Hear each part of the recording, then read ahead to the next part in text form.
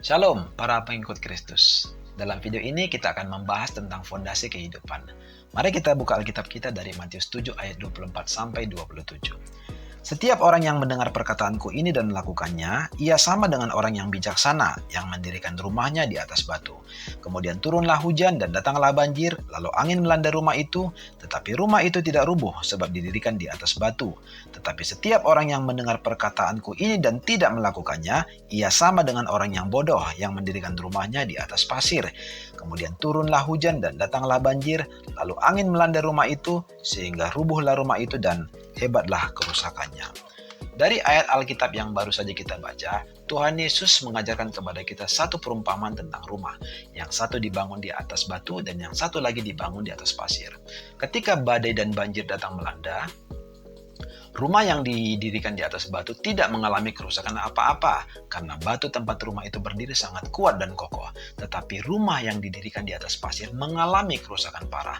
Mengapa demikian? Pasir memang bisa dijadikan sebagai fondasi untuk mendirikan bangunan. Tetapi masalahnya, pasir bukanlah material yang solid seperti batu. Sehingga ketika banjir besar datang, maka pasir itu akan hanyut berikut bangunan di atasnya. Kita tentu paham, Tuhan Yesus bukanlah sedang membicarakan rumah secara fisik, tetapi rumah dalam perumpamaan tersebut adalah gambaran tentang kehidupan kita, sedangkan batu dan pasir adalah gambaran fondasinya. Fondasi kehidupan manusia ada dalam pikirannya. Mengapa dikatakan demikian? Karena ketika badai persoalan hidup datang, maka yang pertama sekali dihantam adalah pikirannya. Oleh sebab itu, sebagai orang percaya, kita perlu sekali memiliki fondasi kehidupan yang kokoh. Dalam Kisah Para Rasul 4 ayat 11, Petrus berkata atau mengajarkan bahwa Tuhan Yesus adalah fondasi kehidupan yang kokoh.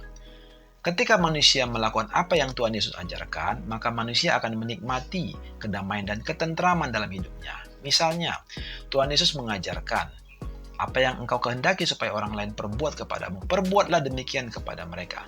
Ketika manusia belajar, berusaha untuk memperlakukan orang lain dengan baik, maka kedamaian yang sempurna akan tercipta dalam hidup mereka. Tetapi, bisa saja terjadi ada orang lain yang menjahati kita, sementara kita tidak pernah berbuat jahat kepada mereka. Maka dalam hal ini Tuhan Yesus mengajarkan agar kita saling mengampuni.